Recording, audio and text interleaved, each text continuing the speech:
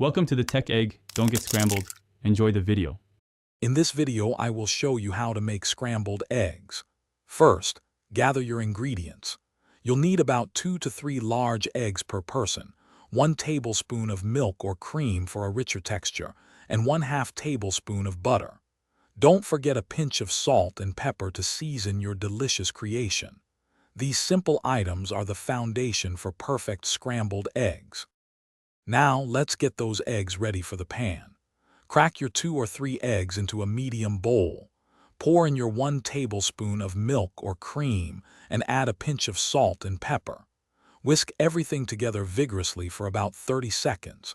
You want to see a uniform yellow color with no clear streaks of egg white remaining. This step is crucial for a consistent texture. It's time to cook. Melt your 1/2 tablespoon of butter in a non-stick pan over medium-low heat. Once the butter is foamy, pour in your whisked egg mixture. Let the eggs sit undisturbed for about 30 seconds to begin setting. Then, using a rubber spatula, gently push the cooked edges towards the center, allowing the uncooked egg to flow underneath. This creates soft, fluffy curds. Keep folding the eggs gently until they are mostly set but still look slightly moist and creamy.